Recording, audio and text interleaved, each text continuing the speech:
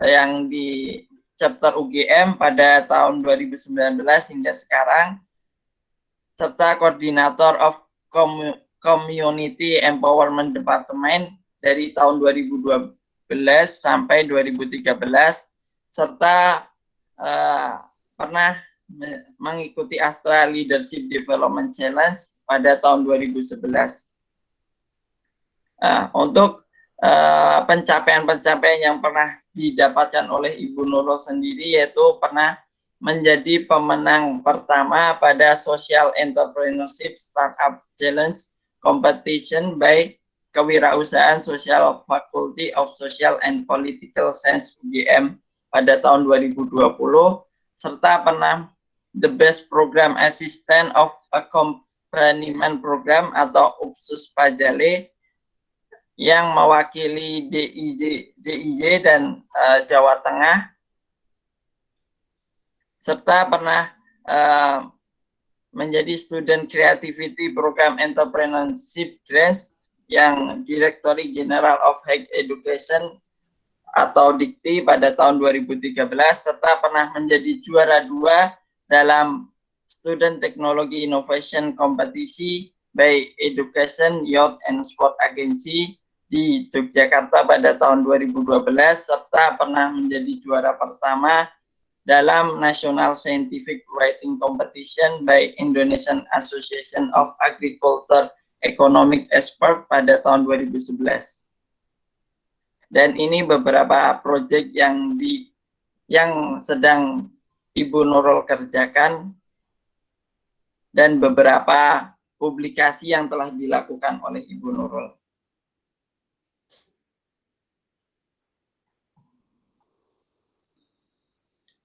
Baik, untuk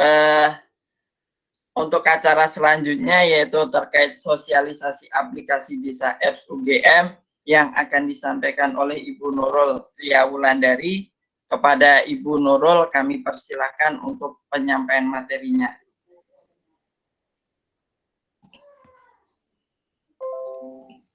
Baik, terima kasih. Terima kasih sebelumnya atas waktu dan kesempatan yang sudah diberikan kepada saya, nggih. Mungkin sebelumnya perkenalan dulu, nama saya Nurul Triawulandari, nggih, biasa dipanggil Nurul. Saya di sini sebagai manajer dari Desa Apps UGM. Jadi saya di sini mewakili gitu, nggih, dari institusi Desa Apps UGM begitu untuk memberikan sosialisasi kepada masyarakat di Desa Kembangkerang, ya, Desa Kembangkerang, Kecamatan Aikmel, Lombok Timur begitu. Nah, kemarin saya dikontak oleh teman-teman mahasiswa ini untuk mengisi sosialisasi ini. Terima kasih sekali atas kesempatannya. Mungkin sebelumnya saya mohon izin untuk share screen, ya.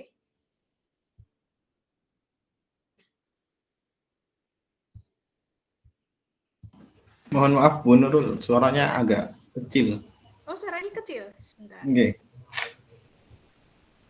Kalau sekarang masih kecil? Iya, masih agak kecil. Oh ya, sebentar. Saya ganti headset saja, nggih. Bentar ya. Coba.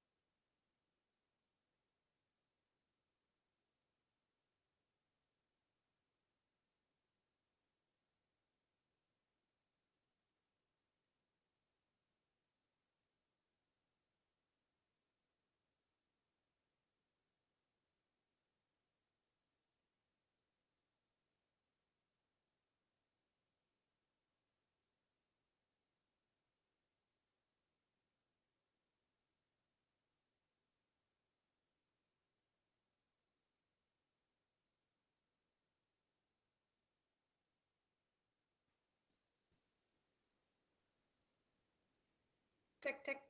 Apakah suara saya sudah terdengar lebih jelas? Sudah, Bu. Sudah ya, sudah lebih jelas ya. Mohon maaf tadi ada sedikit kendala karena headsetnya mungkin sedikit agak error gitu. Terima kasih. Saya mohon izin untuk share screen.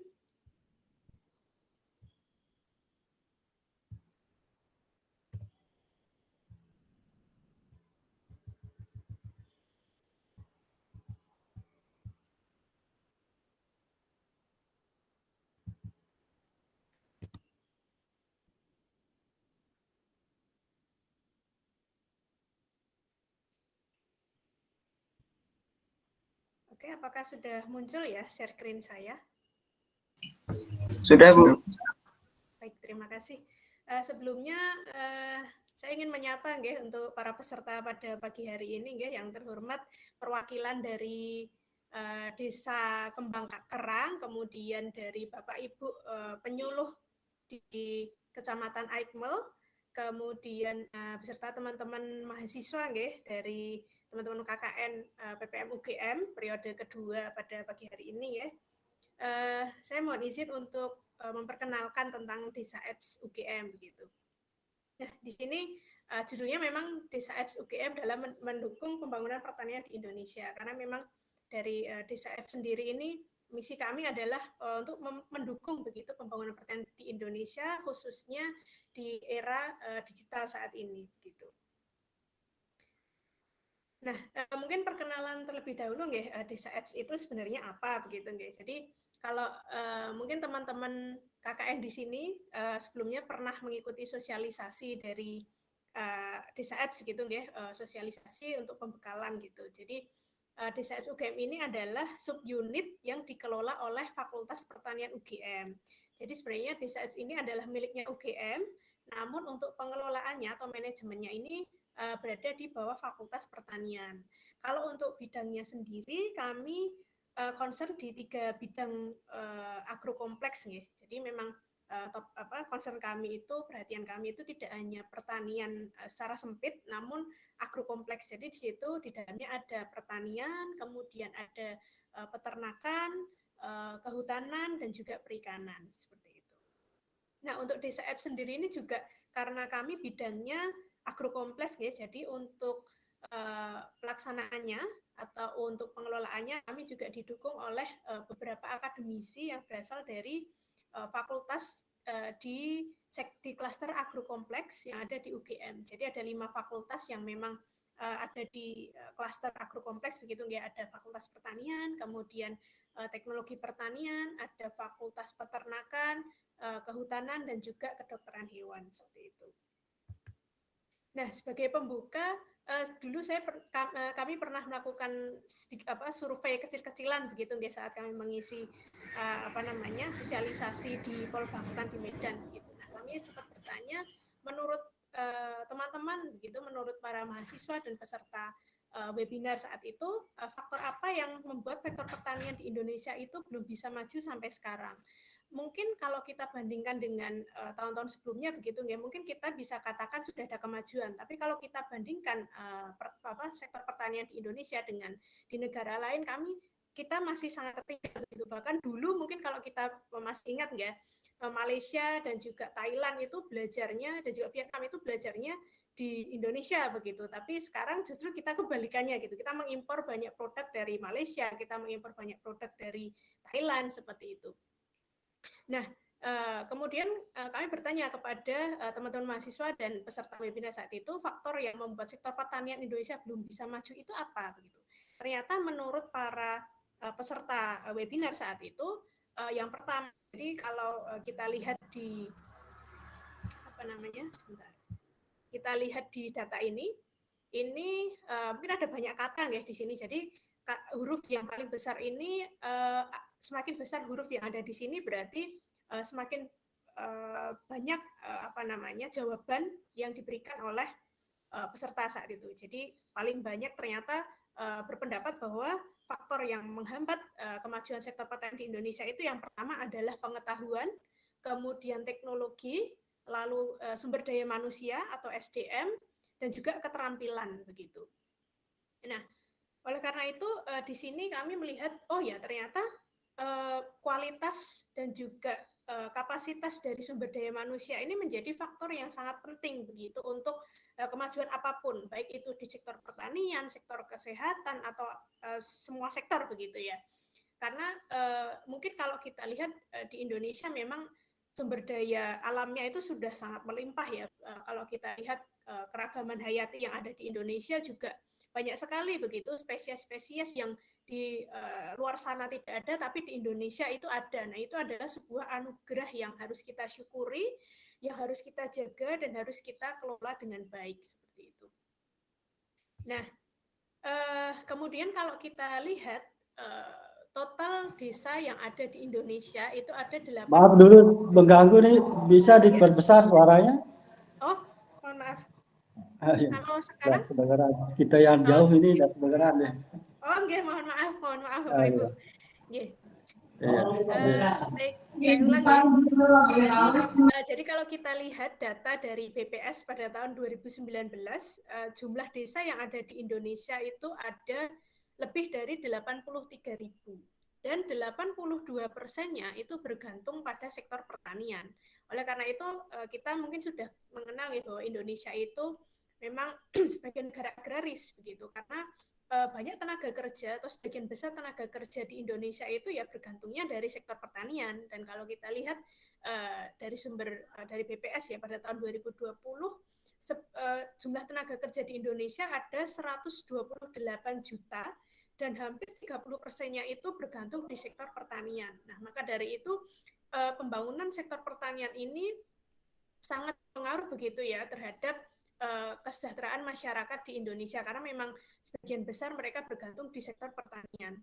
Tapi kalau kita lihat lagi dari segi usia, ternyata sebagian besar itu lebih dari 62% itu usianya sudah di kategori dalam tanda kutip senior begitu, nggak, sudah lebih dari 45 tahun gitu. Dan hanya sekitar 38% ya masih dalam kategori petani muda begitu. Padahal untuk petani-petani muda ini mereka lah yang biasanya lebih mudah untuk beradaptasi dengan perkembangan teknologi baru, apalagi sekarang di era digitalisasi seperti itu. Kemudian mereka yang lebih lincah terhadap melihat peluang, kemudian memanfaatkan peluang yang ada. Lalu para pemuda atau petani muda di Indonesia ini juga bisa menjadi agen perubahan atau motivator begitu.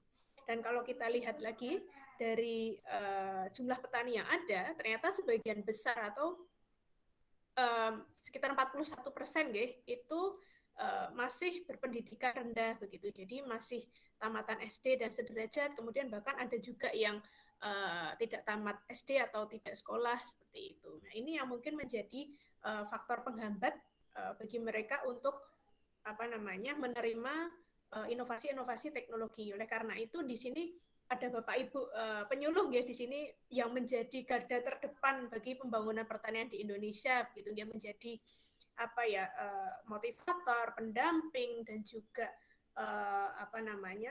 melatih para petani begitu nggih untuk menyebarkan atau mensosialisasikan inovasi teknologi yang ada di kementerian, yang ada dari universitas atau dari manapun yang sekiranya bisa diaplikasikan oleh para petani di lokasi masing-masing. Nah, ini oleh karena itu peran penyuluh pertanian ini sangat menjadi kunci begitu nggih, menjadi kunci bagi pembangunan pertanian di Indonesia gitu. Nah, kemudian kalau kita lihat dari data survei dari Koalisi Rakyat untuk Kedaulatan Pangan nggih, ini kalau tidak salah surveinya tahun 2015 kalau tidak salah. Nah, ini untuk regenerasi petani. Tadi kalau kita lihat jumlah petani yang muda itu kan yang usianya di bawah 45 tahun atau di bawah 45 tahun itu hanya sekitar 30-an persen ya dari total jumlah petani yang ada di Indonesia. Lalu kalau kita lihat regenerasi petani, ternyata dalam 10 tahun itu jumlah petani berkurang 16% gitu. Dan mayoritas petani di Indonesia memang berusia lebih dari 45 tahun dan tamatan SD tadi sesuai dengan data BPS tadi ya. Nah, kalau kita lihat lagi tadi hasil survei dari KRKP, ternyata 54% dari yang disurvei di petani padi itu ternyata anak-anak petani itu menolak untuk melanjutkan usaha tani begitu. Dan sebanyak 63% dari petani hortikultura, anak-anak mereka itu juga menolak untuk melanjutkan usaha tani gitu. Nah, ini menjadi menjadi PR bersama begitu nih, bagaimana membuat pertanian itu menarik di mata generasi muda. Kemudian 64% petani padi dan juga sekitar 86% petani hortikultura itu mereka otodidak, jadi memang tidak memiliki background atau latar belakang pendidikan di bidang pertanian, tapi mereka learning by doing, jadi belajar sambil dengan praktek gitu ya, jadi dengan belajar dari pengalaman begitu, dan mereka belajarnya secara otodidak. Oleh karena itu inovasi teknologi ini sangat penyebaran informasi mengenai inovasi teknologi ini masih sangat dibutuhkan oleh petani-petani kita yang ada di lapangan. Nah, bagaimana informasi ini bisa sampai ke mereka? Salah satunya adalah melalui peran penyuluh itu tadi, karena penyuluh itu kan sebagai penyambung begitu nggih, penyambung kepada para petani, dan juga mungkin dari adik-adik mahasiswa juga di sini bisa menjadi jembatan juga, karena kan adik-adik mahasiswa di sini sudah dibekali ilmu nggih dari semester 1 sampai semester 5 begitu nggih. Mungkin teman-teman yang dari klaster agrokompleks sudah punya bekal ilmu dari bangku kuliah yang bisa bisa disampaikan kepada Bapak Ibu petani yang ada di lokasi teman-teman masing-masing. Nah, itu masih masih sangat dibutuhkan oleh para petani begitu. Karena siapa lagi kalau bukan para penyuluh dan juga adik-adik mahasiswa ini yang menjadi kepanjangan tangan bagi kami, dari kementerian, dari universitas untuk menyebarkan informasi tentang inovasi teknologi begitu. Kemudian jadi kalau kita lihat data dari Kementerian Kominfo nggih, sebanyak 85% itu desa di Indonesia sudah mendapatkan akses internet yang layak. Yang layak di sini maksudnya sudah sudah 4G ya, sudah 4G. Jadi 85%-nya itu desa-desa di Indonesia sudah mendapatkan internet 4G, tinggal 15%-nya saja yang belum ya. Mungkin sekarang sudah semakin sedikit ya, karena pembangunan itu terus berjalan gitu. Nah, kalau kita lihat pengguna internet di desa, ternyata memang sebagian besar penggunanya itu anak-anak muda. Tadi seperti yang saya sampaikan di depan tadi, bahwa memang anak-anak muda ini mereka lah yang lebih cepat, lebih mudah untuk mendapat atau beradaptasi, menerima informasi, inovasi-inovasi teknologi begitu. Ini terbukti dengan data ini. Jadi memang pengguna internet desa itu sebagian besar, jadi 65% itu masih kategori muda ya. Jadi karena usianya masih di awal-awal 30 tahun ke bawah begitu.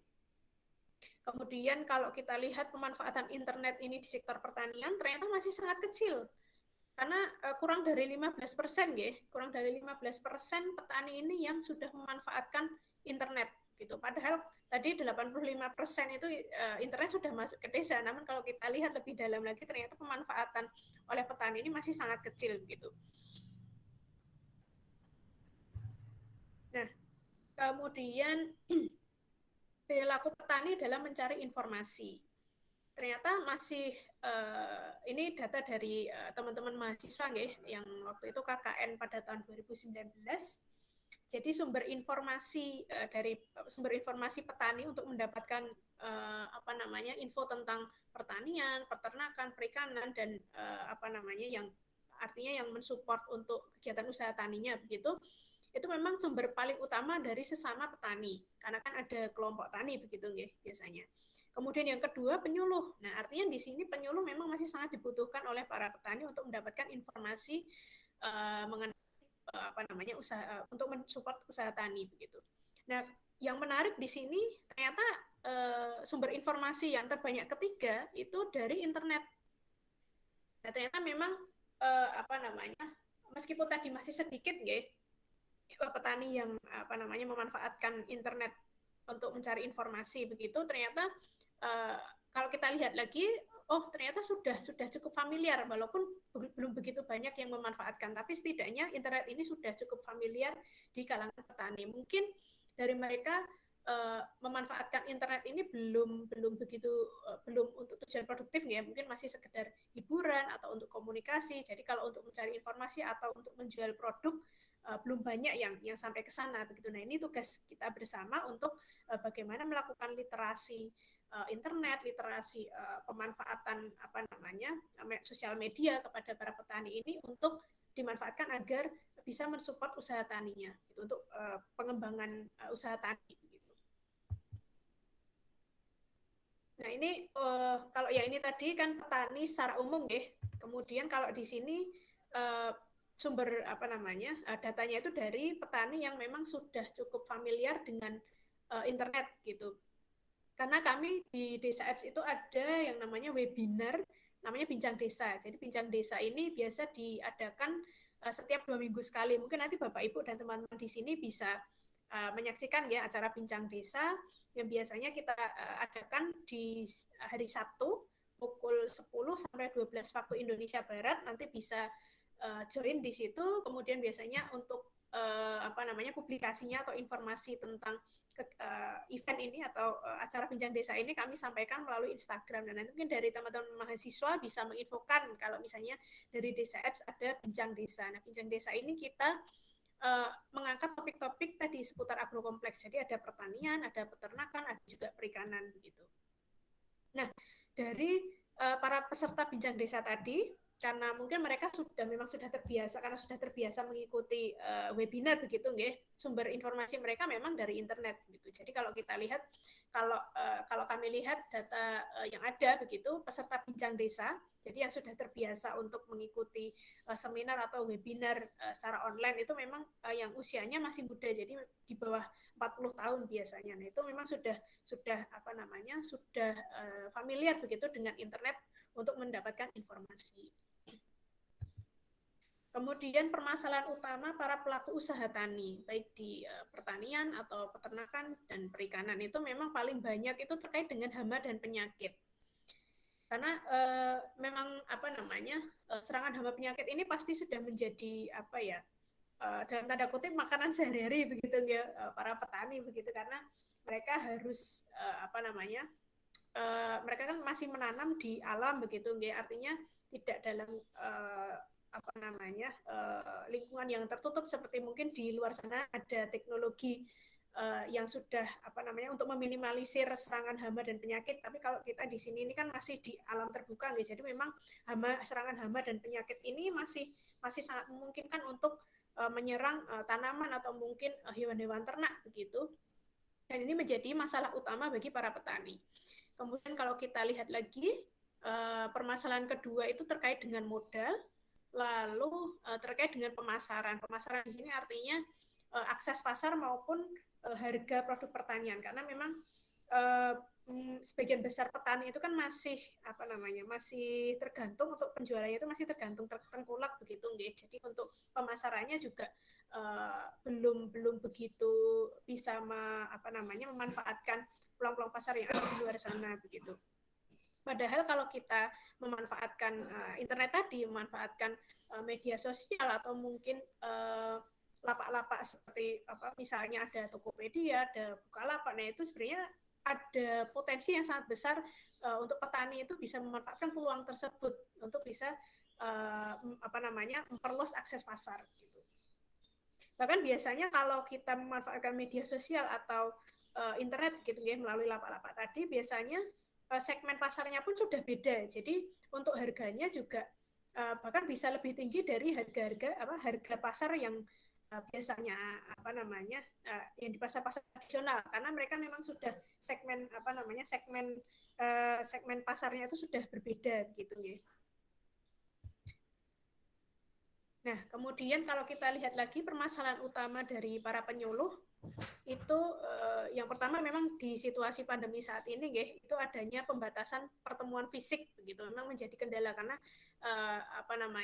kita belum terbiasa untuk beradaptasi dengan media online begitu, apalagi di pertanian itu masih sangat sulit kalau misalnya semua harus di online kan gitu. Oleh karena itu ini menjadi tantangan tersendiri bagi para penyuluh karena adanya pembatasan pertemuan secara fisik ya. Tapi kalau kita lihat selain faktor tadi, ternyata memang dari para penyuluh masih mengeluhkan kurangnya pengetahuan begitu.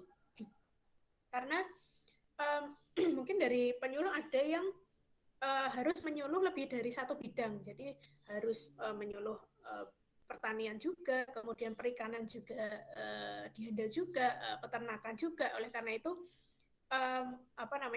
bekal ilmunya juga harus banyak seperti itu. Kemudian tantangan yang kedua adalah tadi petani sulit menerima teknologi. Nah, ini juga menjadi tantangan juga bagi para penyuluh begitu ya. Nah, oke, langsung saja. Nah, sebenarnya teknologi informasi dan komunikasi itu apa sih sebenarnya gitu ya. Jadi kalau kita lihat dari definisi di ASEAN Development Bank, jadi Bank Pembangunan di Asia begitu ya. Teknologi informasi dan komunikasi itu adalah serangkaian kegiatan yang difasilitasi oleh sarana elektronik melalui pemrosesan, transmisi, dan tampilan informasi. Gitu. Kemudian TIK atau Teknologi Informasi dan Komunikasi ini juga berperan dalam transformasi sosial budaya di berbagai aspek kehidupan masyarakat, termasuk juga di sektor pertanian. Gitu. Karena dengan hadirnya teknologi informasi dan komunikasi ini, informasi itu sangat mudah didapatkan oleh masyarakat begitu, termasuk di sektor pertanian. Oleh karena itu mungkin yang tadinya sulit mendapatkan informasi, misalnya tentang informasi misalnya ada serangan hama dan penyakit. Nah, mungkin yang dulunya bingung ini hama dan penyakit ini jenisnya hama apa begitu, atau mungkin penyakit apa. Nah, dengan adanya internet tadi, mungkin Bapak Ibu penyuluh atau dari petani sebenarnya bisa memanfaatkan internet ini untuk mencari informasi tentang hama dan penyakit tersebut, dan kemudian mendapatkan info bagaimana harus mengelola atau menghadapi serangan hama tersebut, apa yang harus dilakukan, seperti itu. Nah, kemudahan-kemudahan seperti itu yang menjadi mendorong transformasi sosial budaya di sektor pertanian gitu. Kemudian informasi juga dibutuhkan petani dalam pengambilan keputusan, karena dalam usaha tani ini kan meskipun belum sebagian besar petani kita belum ke arah bisnis, tapi setidaknya dalam mengambil keputusan apapun mereka pasti memerlukan informasi, entah itu informasi tentang bagaimana harus menjual, kemana harus menjual, itu kan menjadi keputusan bagi para petani untuk mengambil sikap begitu nih. Kemudian termasuk tadi informasi tentang pengetahuan hama dan penyakit dan bagaimana harus mengatasinya. Nah, itu yang juga menjadi faktor penentu bagi para petani ini untuk mengambil keputusan apa yang harus dilakukan dalam menghadapi serangan hama dan penyakit itu tadi. Nah, kemudian masuk kepada Desa Apps begitu. Nah, latar belakang dibentuknya Desa Apps saat itu, Desa Apps itu sebenarnya di launching sudah sejak tahun 2016 akhir ya. Jadi pada bulan Desember tahun 2016 saat itu bertepatan dengan acara Dies Natalis UGM ya, acara Dies Natalis ke-68 waktu itu ada launching dari Desa Apps, kemudian untuk pengembangan aplikasinya sendiri dimulai sejak tahun 2017 gitu. Nah, apa yang melatar belakangi Desa Apps ini dibentuk? Jadi pada tahun 2016 ini data dari BPS ya, ada sebanyak 44.000 jumlah penyuluh pertanian PNS ya pada tahun tersebut. Kemudian kalau kita bandingkan dengan jumlah desa atau kelurahan yang berpotensi pertanian, ternyata perbandingannya itu masih timpang. Kalau kita lihat dari 44.000 jumlah penyuluh PNS yang ada di Indonesia, kemudian mereka harus menghandle 71.000, artinya satu penyuluh itu harus menghandle 1-2 desa gitu. Padahal kalau dari undang-undang yang ada, Undang-Undang nomor 19 tahun 2013 tentang pelindungan dan pemberdayaan petani pada pasal 46, di sini disampaikan bahwa penyediaan penyuluh itu paling sedikit satu penyuluh dalam satu desa. Tapi kalau kita lihat data tadi, satu penyuluh itu harus menghandle 1-2 desa. Mungkin kalau di Pulau Jawa begitu, itu jumlah luas desanya tidak seluas tidak seluas desa yang ada di luar Jawa, apalagi di daerah Kalimantan, mungkin di Sulawesi begitu, itu kan luas desanya itu lebih luas dari desa yang ada di Jawa begitu. Nah, itu mungkin menjadi penghambat atau tantangan tersendiri bagi para penyuluh untuk hadir ke lapangan. Belum lagi medan yang cukup berat juga begitu. Nah, itu menjadi hambatan juga. Gitu. Nah, untuk perjalanan dari Desa Apps, ini pada tahun 2016 kami launching, kemudian 2017 dikembangkan untuk aplikasi berbasis Android-nya. Lalu tahun 2017 itu kami merekrut tim expert dan juga manajer juga content developer. Lalu 2018 kami ada audiensi dan sosialisasi di kabupaten yang ada di Jogja. Lalu sejak tahun 2018 kami juga kerjasama dengan adik-adik mahasiswa yang ada di UGM melalui program KKN ini untuk membantu mensosialisasikan dan juga mendampingi penggunaan aplikasi Desa Apps. Jadi harapan kami teman-teman mahasiswa KKN ini tidak hanya sekedar memberikan informasi atau sosialisasi, namun ada juga pendampingan karena kan ada mahasiswa di sini diterjunkan 1-2 bulan untuk KKN-nya ini. Jadi harapannya selama waktu tersebut bisa mendampingi Bapak Ibu penyuluh atau mungkin petani atau perangkat desa untuk memanfaatkan aplikasi Desa Apps begitu. Kemudian di tahun 2018 kita juga melakukan literasi juga mendampingi para petani yang ada di Desa Rumbia di Sulawesi Selatan. Waktu itu bekerja sama dengan Bakti, itu badan yang ada di bawah Kementerian Kominfo saat itu. Lalu selain mengembangkan aplikasi, kami juga melakukan pendampingan secara langsung di lapangan begitu untuk kelompok yang ada di Desa Poncosari di Bantul.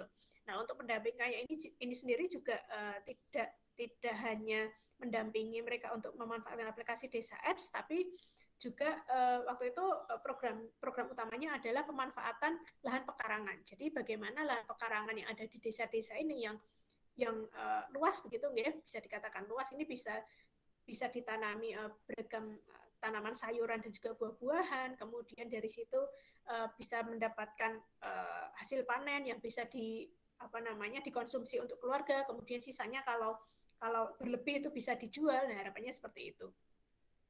Kemudian pada tahun 2020 waktu itu pada masa pandemi karena kami ada keterbatasan pertemuan fisik begitu, namun kami tidak ingin berhenti bahwa misi kami itu memang untuk menyebarluaskan informasi atau inovasi teknologi di bidang pertanian kepada masyarakat umum namun karena ada keterbatasan pertemuan fisik, kami membuat tadi webinar series begitu namanya Bincang Desa di sini yang kita adakan setiap hari Minggu, setiap 2 minggu sekali dengan mengangkat beragam topik yang ada di beragam topik seputar agrokompleks.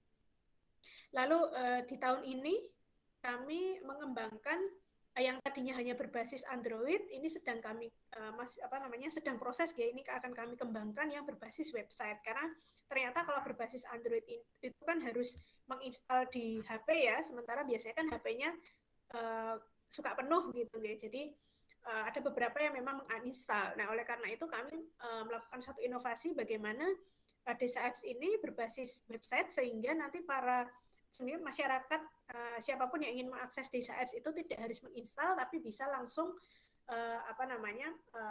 mencari di mesin pencarian di Google, kemudian bisa mengakses melalui browser gitu. Jadi bisa melalui laptop maupun melalui HP tanpa harus menginstal.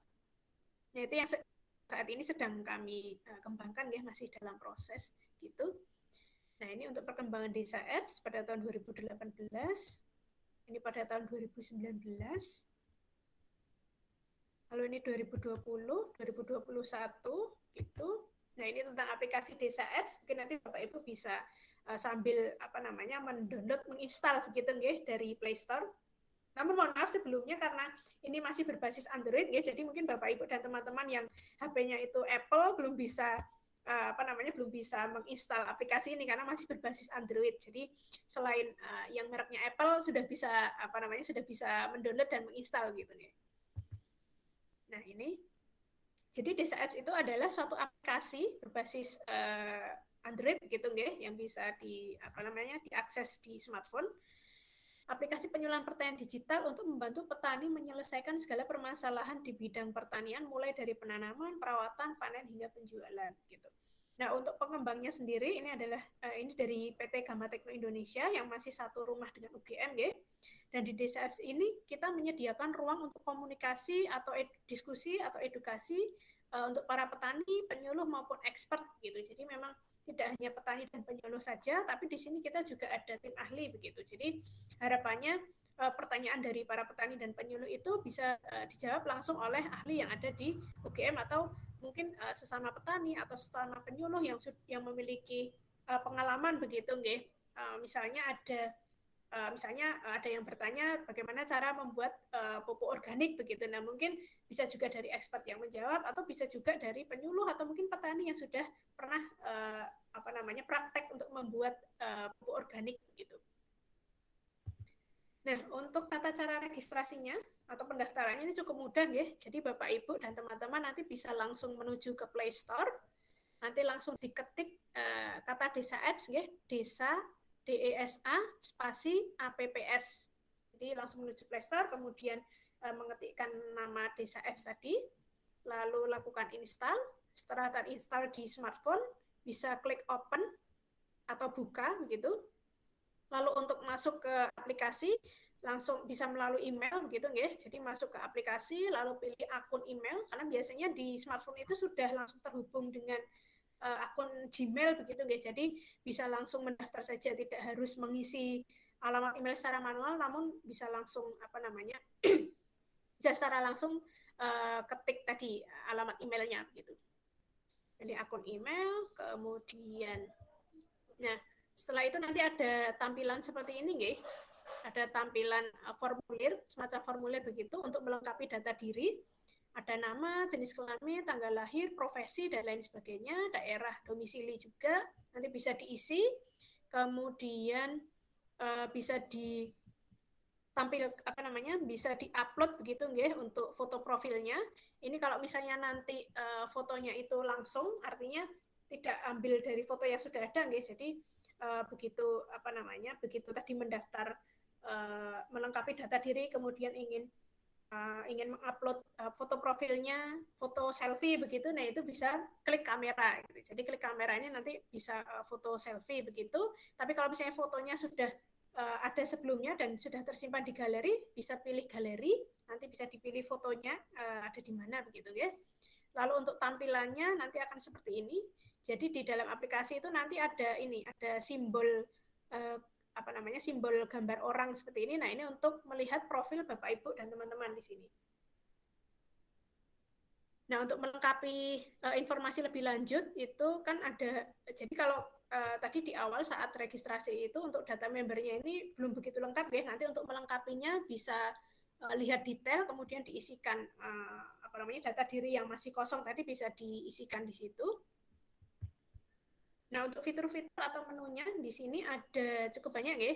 Jadi fitur utamanya ini adalah tadi menu tanya jawab karena memang tujuan dari dikembangkannya aplikasi ini untuk memfasilitasi para petani dan juga penyuluh untuk bisa saling berdiskusi, bisa bertanya langsung dengan sesama petani, penyuluh atau dengan ahli di bidang pertanian gitu guys. Jadi memang untuk fitur utamanya itu adalah menu tanya jawab. Lalu yang kedua ada menu artikel. Jadi di menu artikel ini ada konten berupa artikel maupun video. Gitu. Kemudian ada informasi cuaca. Di sini adalah prediksi cuaca selama, kalau tidak salah, 7 hari ke depan. Jadi dalam 1 minggu itu nanti kita bisa melihat prediksi cuaca gitu di berbagai daerah di Indonesia. Nah, kemudian untuk info toko di sini info toko dan info kantor ini terhubung langsung dengan Google Maps. Jadi dalam mengakses aplikasi Desa Apps ini diharapkan Bapak Ibu mengaktifkan menu location. Jadi kalau di HP itu ada menu lokasi itu harus aktif supaya nanti bisa langsung terhubung ke Google Maps. Jadi waktu mengakses tadi fitur info toko dan info kantor ini nanti bisa tahu Bapak Ibu lokasi toko pertanian dan juga kantor mungkin misalnya dinas pertanian atau mungkin dinas ketahanan pangan mungkin ya, itu lokasinya di mana, kemudian jarak tempuhnya berapa, waktu tempuhnya berapa, itu bisa dilihat secara langsung karena memang sudah terhubung dengan Google Maps. Jadi untuk posisi kemudian rute dan juga waktu tempuhnya itu kita sudah tahu begitu. Kemudian di sini ada catatan tani. Jadi harapannya Bapak Ibu bisa memanfaatkan ini untuk mencatat pengeluaran dan juga pendapatan dari usaha tani untuk melihat sebenarnya usaha tani dalam satu musim tanam itu sudah untung atau belum, atau mungkin BEP atau malah rugi. Nah itu kalau tidak tercatat kan kita tidak tahu nggak ya apakah usaha taninya itu untung, rugi atau BEP atau impas gitu. Nah kalau ada catatan tani ini kan kita bisa lihat di situ. Dan pencatatan ini sebenarnya penting karena biasanya dari bank atau lembaga pemberi yang memberi modal atau pinjaman modal itu biasanya kan melihat melihat menilai resiko dari suatu usaha atau bisnis itu kan dilihat dari tadi cash flow-nya, dilihat dari catatan keuangannya. Nah, kalau tidak tercatat kan mereka tidak tahu bagaimana bagaimana usaha tani ini atau bisnis apapun begitu nggih. Oleh karena itu di sini kami menyediakan menu catatan tani yang harapannya bisa dimanfaatkan oleh para petani ini untuk mencatatkan pengeluaran, kemudian biaya-biaya dan juga pendapatan selama satu musim tanam atau beberapa musim tanam begitu. Kemudian berikutnya di sini ada menu pasar. Nah, ini kami juga menyediakan lapak bagi para petani untuk menjual produk-produk usaha tani. Jadi kalau di menu pasar ini nanti yang kami tampilkan itu hanya produk hasil pertanian dan olahannya. Jadi misalnya ada yang menjual saprodi itu tidak kami tampilkan di sini, tapi Bapak Ibu bisa mencatatkan tadi alamat usahanya atau alamat tokonya itu di menu info toko. Kalau di menu pasar itu hanya produk-produk pertanian, baik itu produk segar maupun produk olahan. Dan ketika nanti Bapak Ibu mengupload atau mengunggah produknya, itu tidak bisa langsung tampil ya, karena harus melalui screening dari kami begitu, apakah produknya sudah sesuai, gambarnya sudah sesuai. Itu nanti kalau misalnya sudah sesuai, nanti akan kami approve atau kami tampilkan di menu pasar tadi. Karena dulu pernah ada begitu, guys. Jadi ada yang jual jasa laundry, padahal ini kan aplikasinya aplikasi untuk bidang pertanian, tapi ada juga yang menjual laundry begitu, jasa untuk laundry. Nah itu tidak kami tampilkan di menu pasar ini gitu. Nah ini untuk fitur-fiturnya tadi, guys.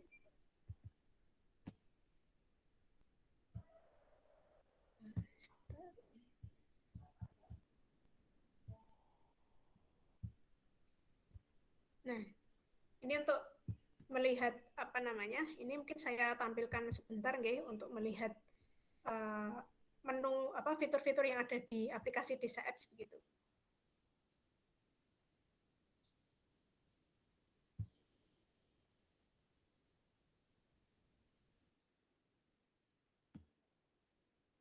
Nah, ini untuk menu tanya jawabnya. Nanti bisa mengirimkan pertanyaan di situ nggih. Lalu ini menu artikelnya.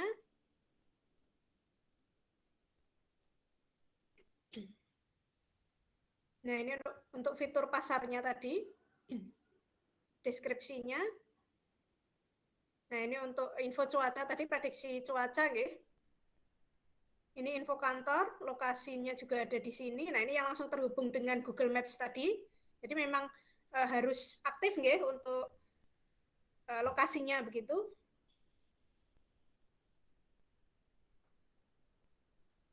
Ini untuk info toko, tadi juga terhubung dengan Google Maps juga.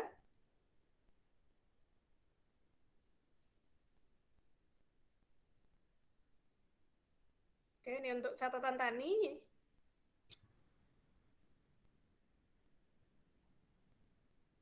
Nah, ini untuk mengisikan tadi pertanyaan, mengisi komoditas, lalu pilih topiknya, misalnya budidaya tanaman, kemudian tuliskan pertanyaannya, okay? Misalnya cara mencangkok tanaman apel itu bagaimana gitu.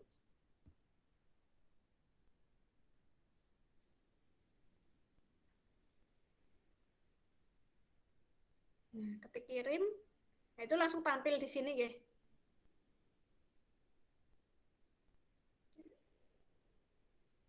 Nah, ini untuk menjual barang tadi, kalau mau mengupload produk di fitur pasar kami tadi,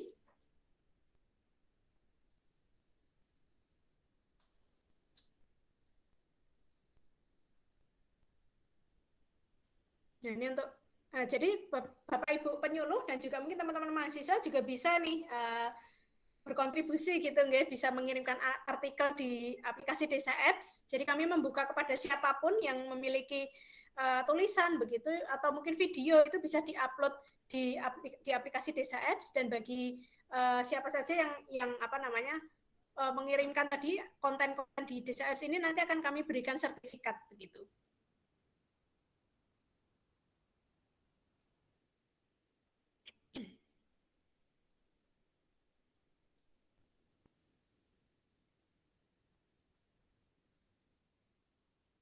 Ada juga informasi harga pangan ya.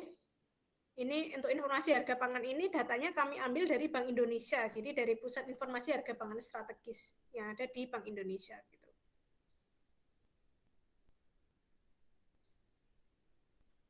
Oke, itu tadi fitur-fitur yang ada di aplikasi Desa Apps ya.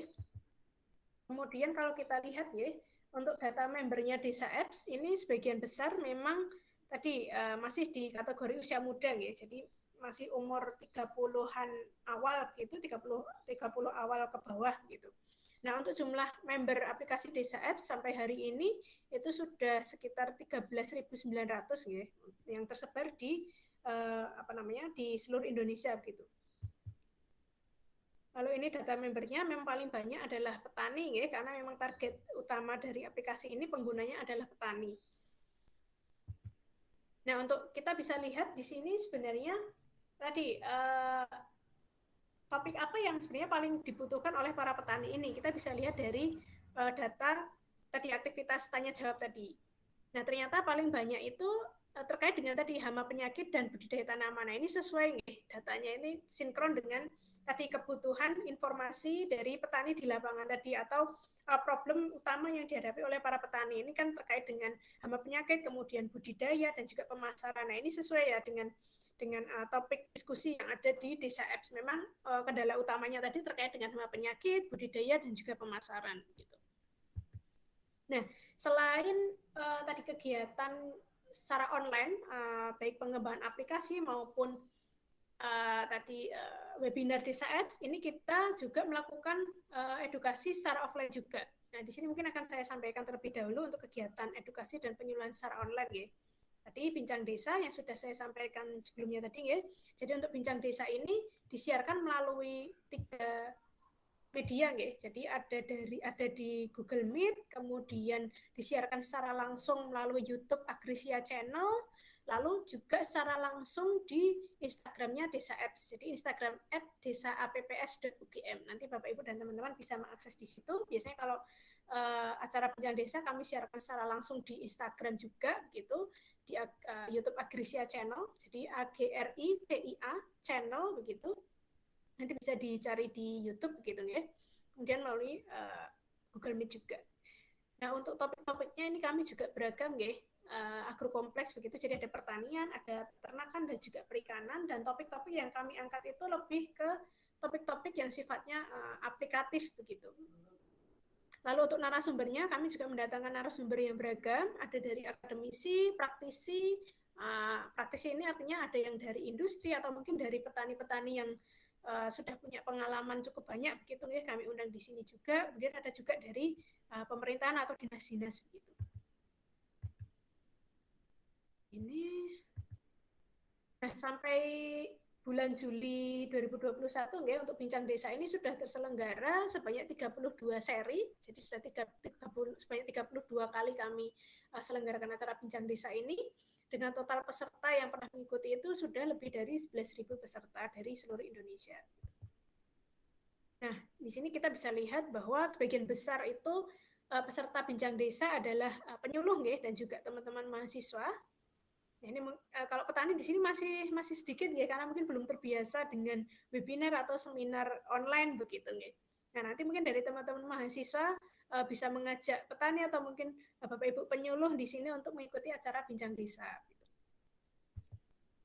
Nah, untuk kebermanfaatan kami pernah melakukan survei begitu ya, apakah dari peserta Bincang Desa ini pernah menerapkan pengetahuan yang didapatkan dari acara Bincang Desa. Ternyata hampir separuhnya ya itu pernah menerapkan pengetahuan.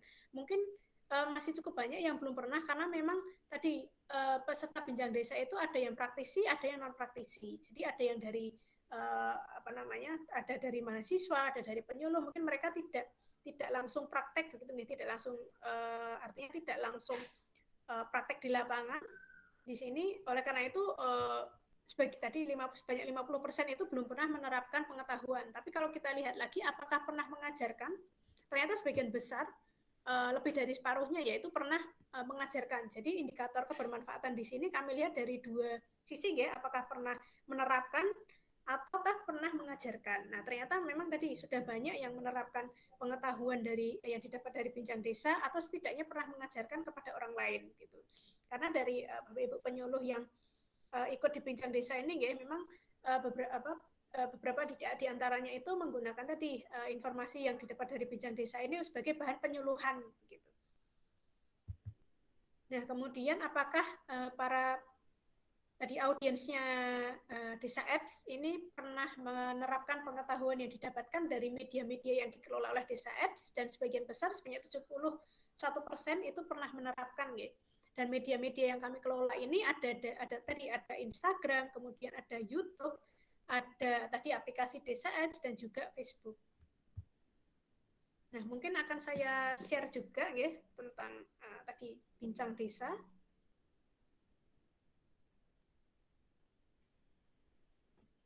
Semoga ini guys, semoga masuk deh untuk suaranya.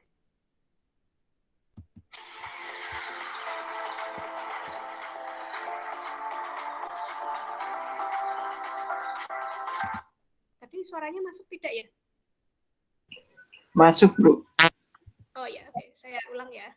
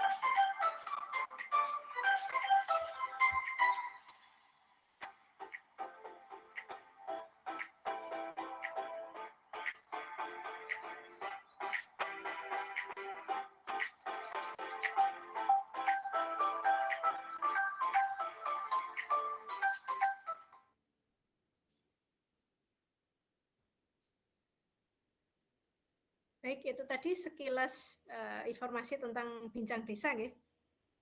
Kalau sekarang apakah suara saya masuk? Masuk. Masuk, oke. Ya, tadi untuk kegiatan tadi ya kegiatan yang sifatnya online begitu. Kemudian ini yang kegiatan yang sifatnya offline. Ini yang artinya kegiatan pendampingan langsung di lapangan gitu ya. Nah, ini tadi 2018 kami ada audiensi dan sosialisasi di beberapa kabupaten di Jogja, lalu ada tadi pendampingan dan literasi secara langsung di Desa Rumbia di Sulawesi Selatan bersama Bakti Kominfo, lalu tadi bekerja sama dengan adik-adik mahasiswa ya untuk sosialisasi dan pendampingan penggunaan aplikasi Desa Apps.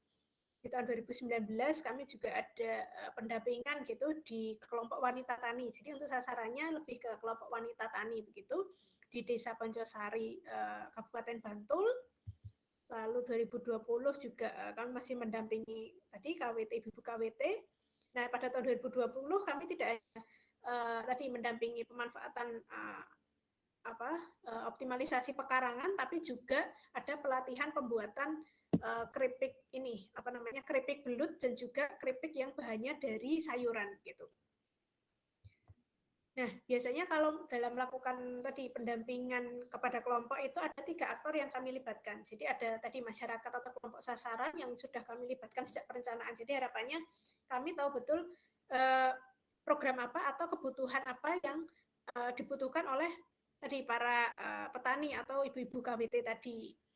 Lalu di sini juga kami melibatkan penyuluh dan OPD setempat. Biasanya kami libatkan tadi biasanya pihak desa, kami kami libatkan sejak perencanaan juga. Kemudian dari universitas ini sebagai penyedia informasi dan teknologi tadi. Nah ini data evaluasi setelah kami lakukan pendampingan mengenai pola perilaku pemanfaatan smartphone. Nah, kalau kita lihat setelah pendampingan ini ternyata banyak dari ibu-ibu KWT tadi yang mulai memanfaatkan smartphone itu untuk mendukung usaha tani tadi, atau usaha biasanya ada juga yang memang sudah jualan sebelumnya begitu. Jadi baik usaha tani maupun non usaha tani.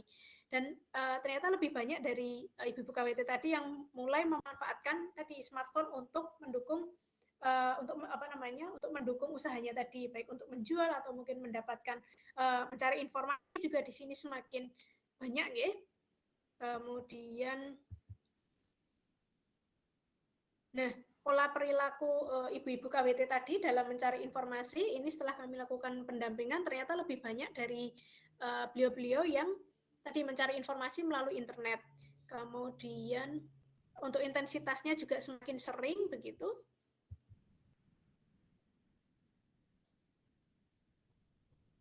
Oke. Nah, untuk desa app sendiri di sini kami memposisikan desa app ini yang fungsinya sebagai tadi media informasi, media untuk menyebarluaskan informasi dan sumber ilmu pengetahuan yang reliable atau bisa bisa dipercaya begitu nggih. Kemudian untuk topiknya juga kami topiknya beragam ya, dari agrokompleks, dari pertanian, peternakan dan juga perikanan, dan juga topik-topik yang inovatif begitu. Kemudian sifat dari konten yang kami berikan itu adalah konten-konten yang memang mengedukasi atau menginspirasi, up to date dan juga tadi aplikatif begitu.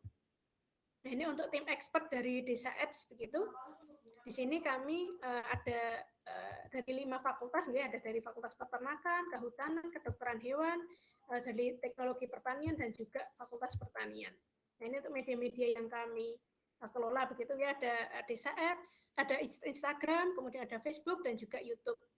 Dan sebagai tambahan, sebenarnya tadi saya sempat melihat website dari desa Kembang Kerang begitu ya, ternyata memang ada potensi-potensi yang ini sangat sangat potensial begitu untuk disebarluaskan melalui media sosial. Tadi saya sempat lihat ada minyak doe kalau tidak salah nih namanya, ada minyak doe, kemudian ada yang untuk wadah nasi itu, kemudian ada juga kerajinan dari bambu begitu. Nah, itu yang sebenarnya bisa dikembangkan begitu nggih untuk membuka lapangan, kalau misalnya ini bisa berkembang kan bisa membuka lapangan pekerjaan untuk masyarakat sekitar juga. Nah, ini mungkin dari bisa jadi tugas dari teman-teman mahasiswa juga ini untuk membantu masyarakat di sini untuk mengenalkan tadi internet, kemudian mengenalkan media sosial, boleh juga tadi melalui Desa Apps juga, atau mungkin nanti dari teman-teman mahasiswa juga bisa koordinasi nih dengan Desa Apps untuk mempromosikan produk dari Desa Kembang Kerang tadi melalui acara Bincang Desa. Nah, ini kami kan biasanya membuka kesempatan bagi para UKM atau mungkin teman-teman mahasiswa yang punya usaha begitu, bisa kami bantu promosikan di sini dan gratis gitu nih. Nanti bisa menghubungi saya gitu, atau melalui admin Desa Apps gitu, misalnya ada tadi produk-produk dari Desa Kembang Kerang begitu yang bisa kami bantu promosikan di sini untuk setidaknya memberikan informasi kepada masyarakat luas begitu ya, bahwa di Desa Kerang itu ada loh ini produk tadi minyak herbal, kemudian ada kerajinan yang dari bambu tadi juga. Nah, ini bisa nanti kami bantu promosikan gitu. Ini kalau misalnya nanti mau menghubungi kami bisa melalui bisa melalui email desa.apps.faperta@ugm.ac.id, lalu juga atau melalui WhatsApp tadi nomor 081327070621 gitu. Itu mungkin yang bisa saya sampaikan ya. Mohon maaf jika waktunya melebihi dari yang sudah dijadwalkan begitu. Terima kasih, saya kembalikan kepada MC. Baik, terima kasih kepada Ibu Nurul yang telah menyampaikan materi terkait Desa Apps. Untuk acara selanjutnya yaitu terkait sesi tanya jawab. Untuk sesi tanya jawab, saya akan buka 3 pertanyaan terlebih dahulu dari peserta sosialisasi. Jadi apabila dari Bapak dan Ibu peserta sosialisasi sekalian terdapat pertanyaan, mungkin dapat langsung disampaikan melalui open mic maupun dituliskan melalui kolom chat. Silahkan.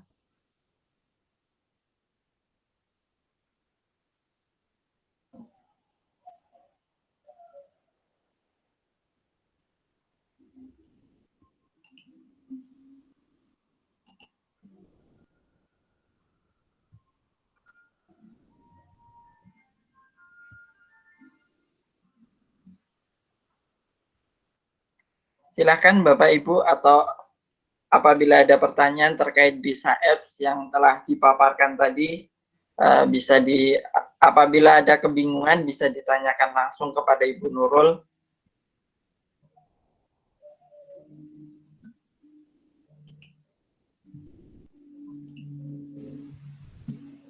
Ya, mungkin sebagai informasi ya, untuk acara Bincang Desa, mungkin dari teman-teman mahasiswa atau dari Bapak Ibu penyuluh jika ingin mengikuti acara Bincang Desa ini, insya Allah nanti yang paling dekat itu hari Sabtu depan ya,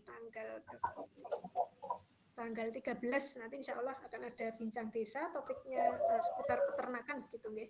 Nanti monggo Bapak Ibu yang atau teman-teman mahasiswa yang ingin join bisa.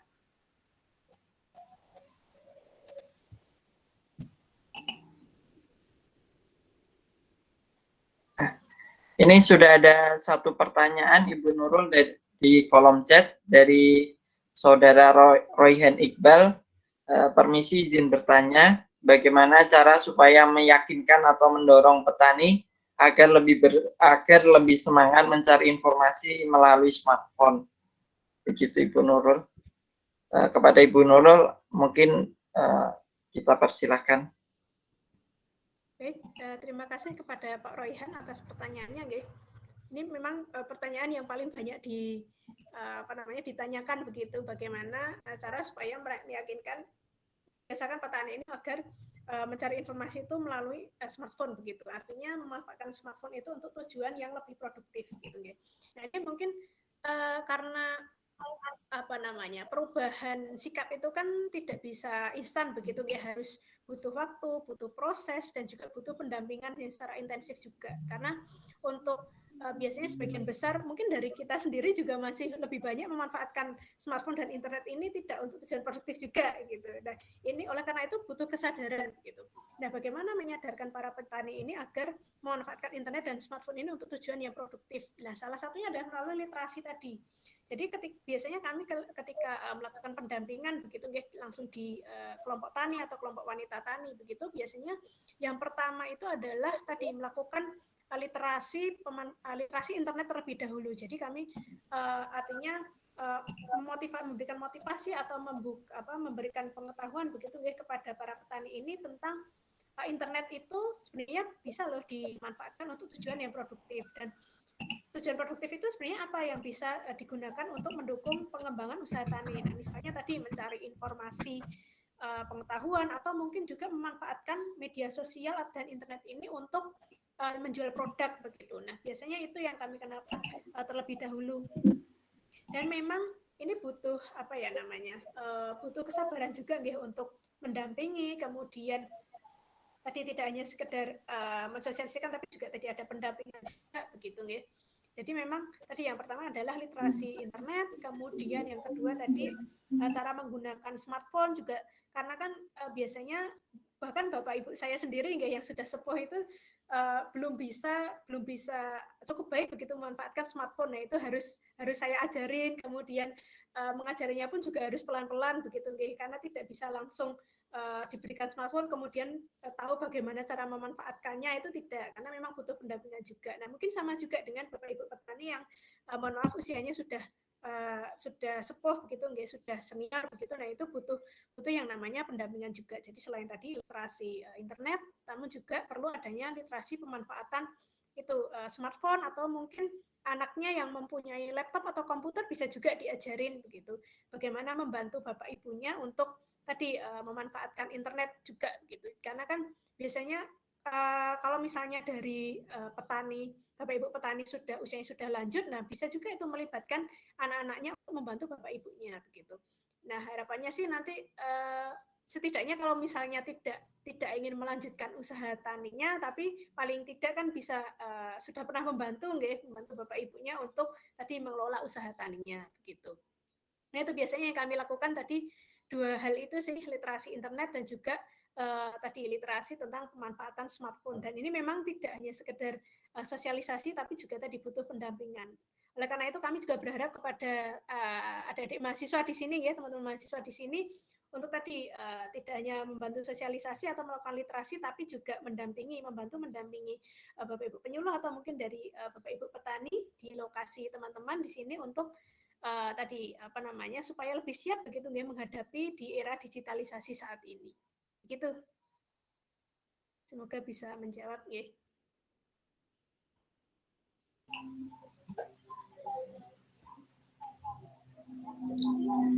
Ya, mungkin untuk yang lainnya Bapak Ibu sekalian, saya infokan kembali apabila ada pertanyaan terkait Desa App bisa langsung ditanyakan, bisa melalui open mic maupun dituliskan melalui kolom chat.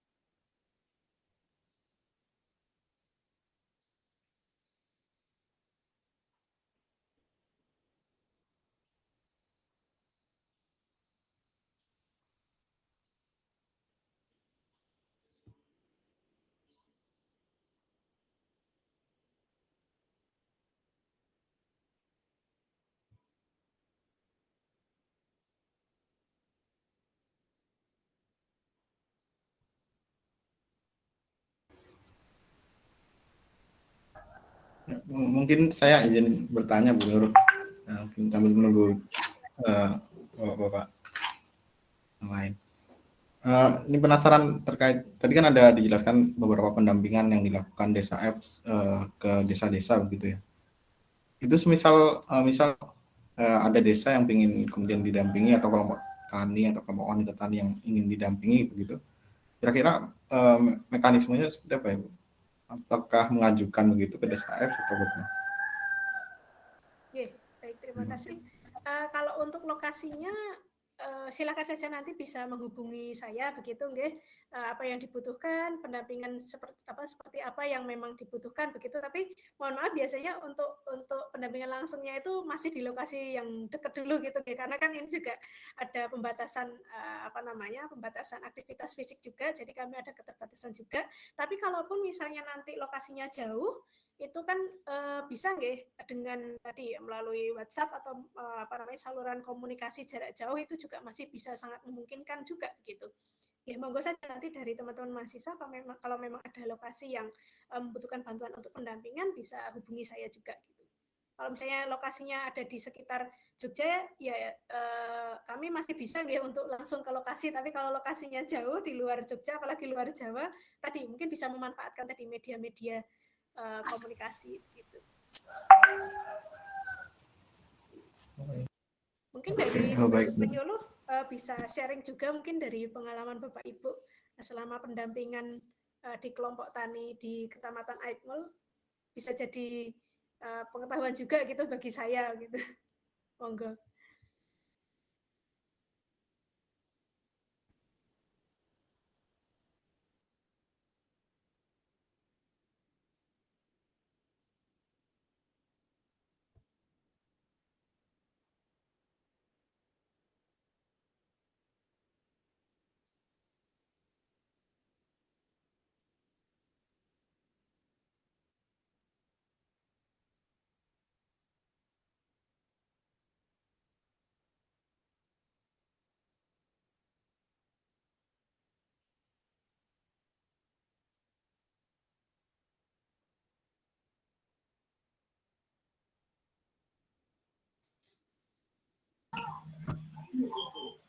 Baik, apakah masih ada terdapat pertanyaan dari Bapak Ibu sekalian?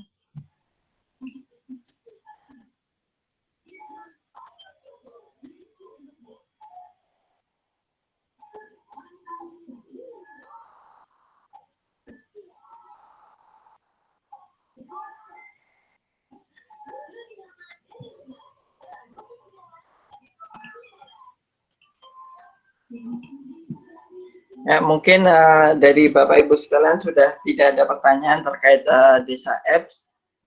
Jadi mungkin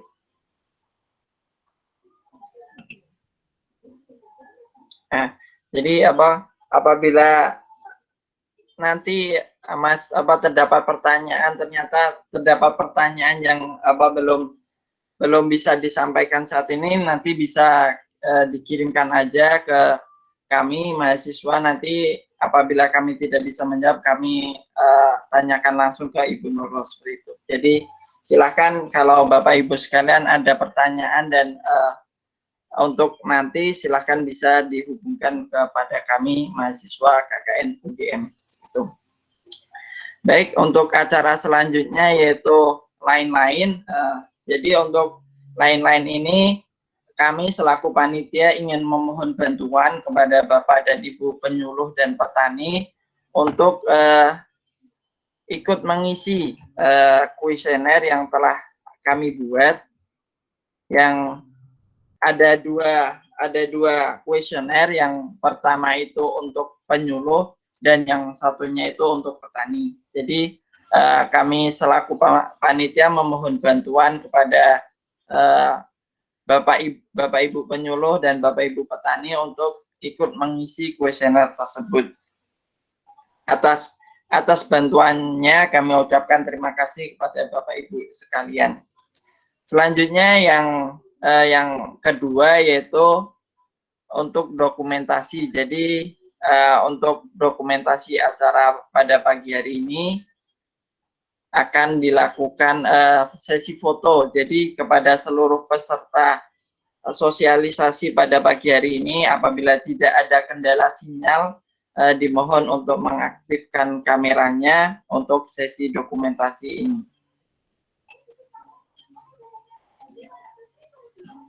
Silakan kepada Bapak Ibu maupun teman-teman yang tidak ada kendala sinyal bisa mengaktifkan kameranya.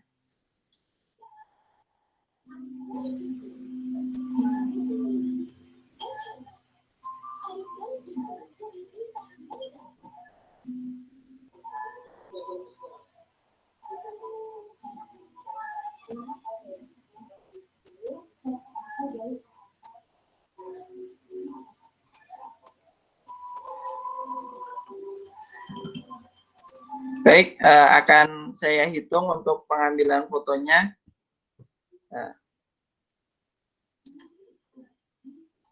3, 2, 1. Ya, satu kali lagi untuk gaya bebas. Ya, silakan bagi Bapak Ibu atau teman-teman, jika ada gaya yang mau digunakan silakan. Saya hitung 3, 2, 1. Baik, terima kasih Bapak Ibu dan teman-teman sekalian. Mungkin bagi yang ingin menonaktifkan kameranya kembali, dipersilahkan.